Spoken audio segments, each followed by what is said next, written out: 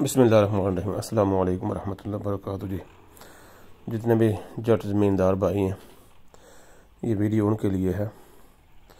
ये जो ट्रैक्टर आप देख रहे हैं, ये 854 है।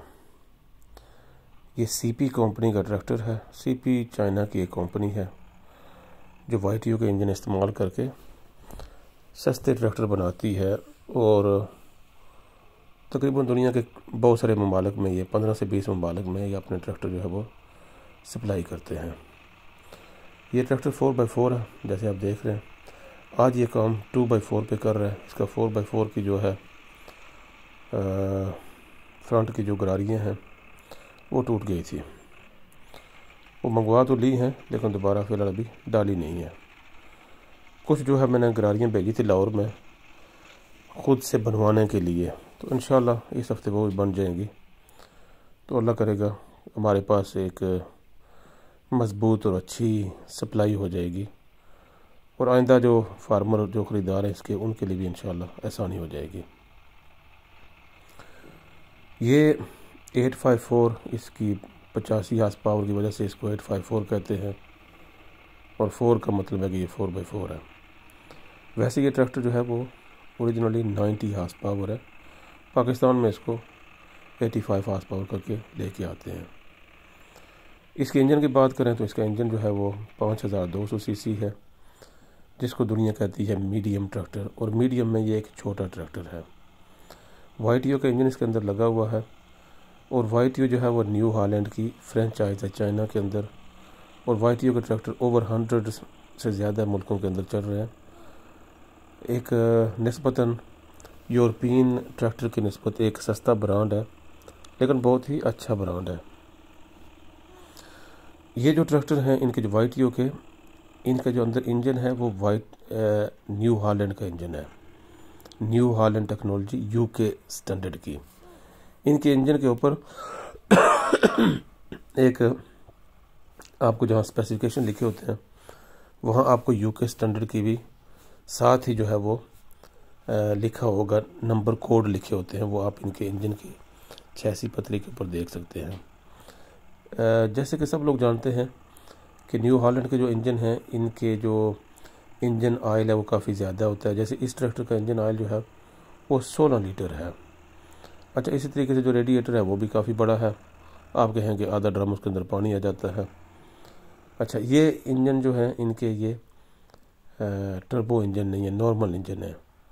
न्यू हॉलैंड के ज़्यादा ही जो ट्रैक्टर्स हैं ये टर्बो नहीं आते, ये नॉन टर्बो होते हैं, लेकिन इंजन इनके बड़ी पावरफुल होते हैं, बड़े इंजन होते हैं। और मैसी के जो ट्रैक्टर हैं इंजन छोटे होते हैं, पावर उनमें ज़्यादा बढ़ाई होती है, उसके अंदर टर्बो भी ज़्यादा आता है। ये ट्रैक्टर पाकिस्तान में हमारी एक मुल्की कंपनी है, ट्रेड इम्पैक्ट्स के नाम से, दीपालपुर में उनका शोरूम है, बहुत बड़ा शोरूम है। वहाँ ये ट्रैक्टर को ले आके असम्बल वगैरह भी करते हैं। हेड ऑफिस इनका लाहौर में है और इनके जनरल मैनेजर जो हैं वो मलिक उस्मान साहब हैं। ये ट्रैक्टर हमने 2022 को हमने लिया था, मई के अंदर लिया था।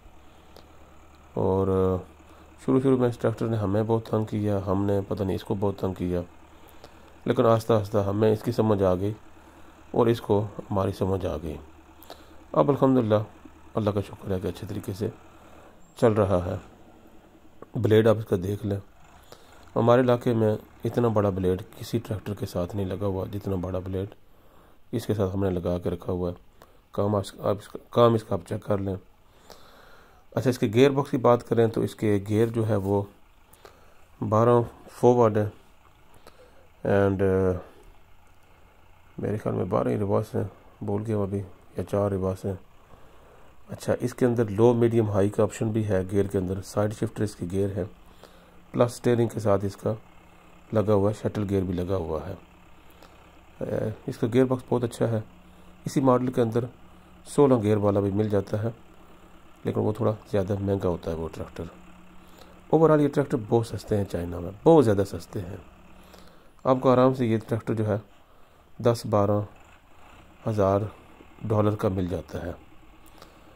तो थोड़ा आगे चल के बात करेंगे इसके ऊपर। तो बहरहाल अगर बात की जाए तो ये 4x4 है। पिछले टायर इसके 16 के हैं और आगे वाले 9 के हैं। पतले से टायर हैं नए, जो बाद में काफ़ी सारी कंपनी को कह के पाकिस्तानी माहौल के मुताबिक इनके अंदर काफ़ी सारी मॉडिफिकेशनें कराई हैं। इस ट्रैक्टर के जितने भी छोटे छोटे मसाइल थे, कोई बड़ा ख़ास मसला नहीं था, जो छोटे छोटे मसाइल थे वो काफ़ी सारे मसले हल करा दिए। हाँ, बड़ा मसला इसका फ्रंट का जो है, फ्रंट असेंबली का है कि जितना ट्रैक्टर की पावर है उस हिसाब से इसकी फ्रंट असेंबली 4x4 की असेंबली इतनी मजबूत नहीं है। और हमारे यहाँ पाकिस्तान में आपको पता है कि हर चीज़ को उसकी जान से थोड़ा सा ज़्यादा ही आजमाया जाता है, जिस वजह से फिर नुकसान भी होते हैं। बहरहाल कंपनी ने उसके ऊपर भी काफ़ी काम किया है, इसके फ्रंट के 4x4 के ऊपर भी टायर भी थोड़े बड़े दे दिए हैं।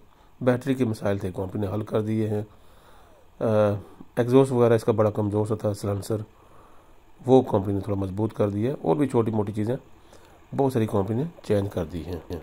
अच्छा, पिछले इसके हिस्से में को 50 लीटर जो है वो ऑयल आता है, इंजन में 16 लीटर आता है, जैसे पहले कह चुका हूँ। हाइड्रोलिक का इसका जो ऑयल है वो अलग से उसके फ़िल्टर लगे हुए हैं, इसलिए उसके गंदे होने के बहुत कम चांसेस हैं। दूसरा, वो 500 घंटा बाद चलाने के बाद ही आपने चेंज करने होते हैं।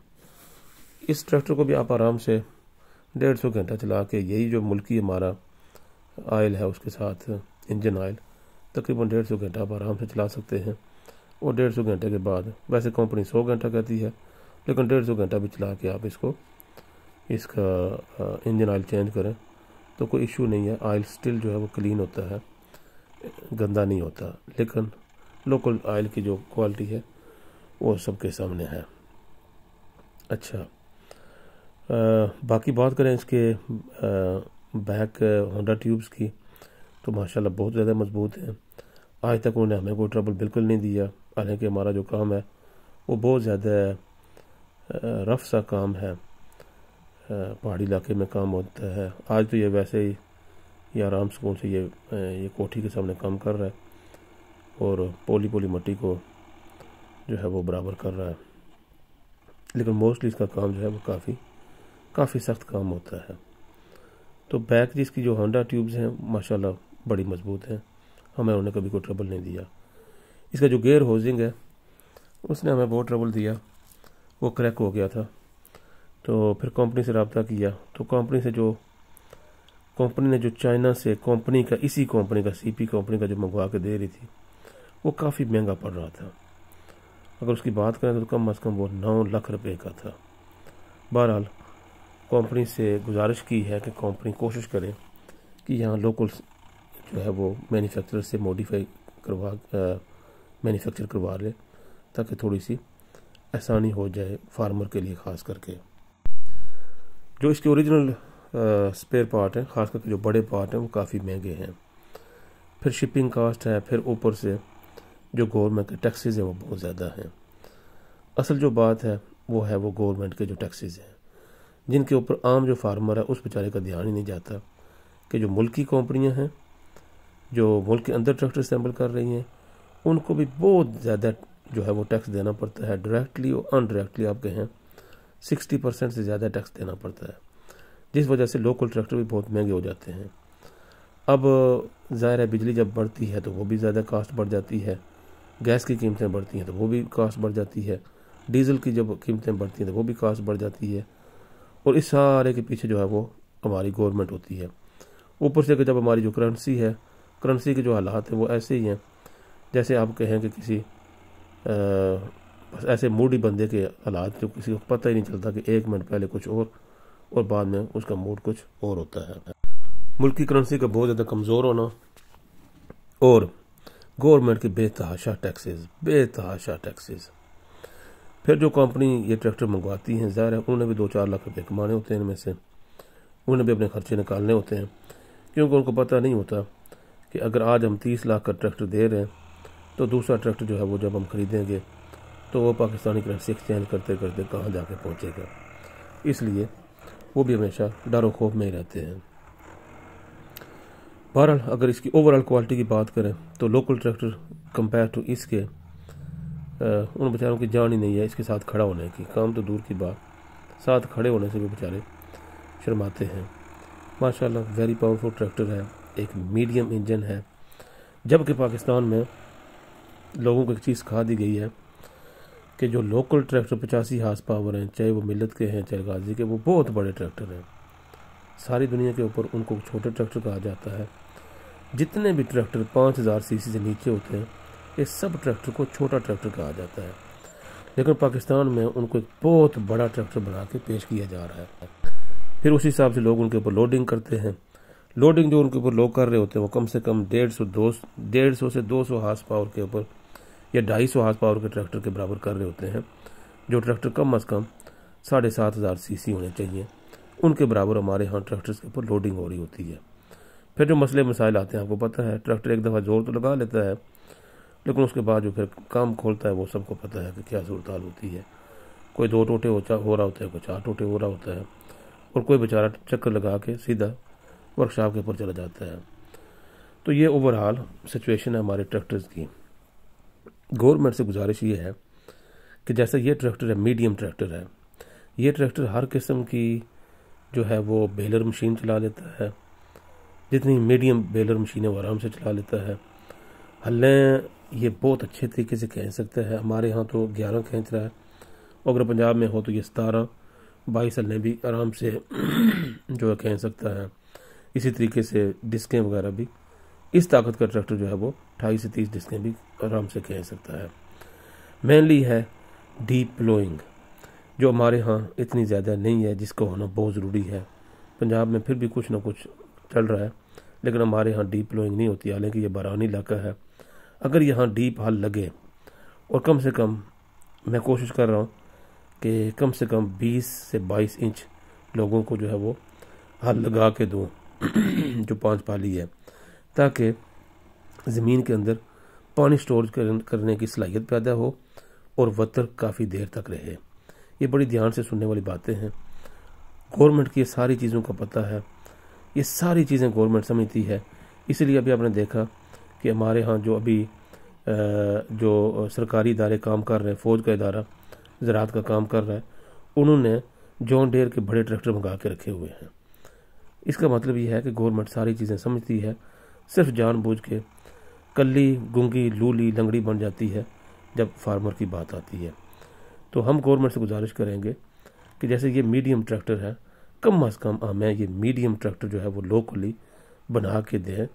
किसी कंपनी को या मदऊ करें या लोकल कंपनी को जो है वो सर्टिफिकेट दें, या जो कंपनी अभी ये मंगवा रही हैं इन्हीं को सर्टिफिकेट दे दें, ताकि ये कंपनियाँ लोकली ये ट्रैक्टर असेंबल करें, ताकि ये ट्रैक्टर थोड़े सस्ते हों और आम जो फार्मर है उसकी पहुँच तक आ जाए, ताकि हम आराम से जो अपनी खेती बाड़ी कर सकें, अपनी ज़मीनें बना सकें।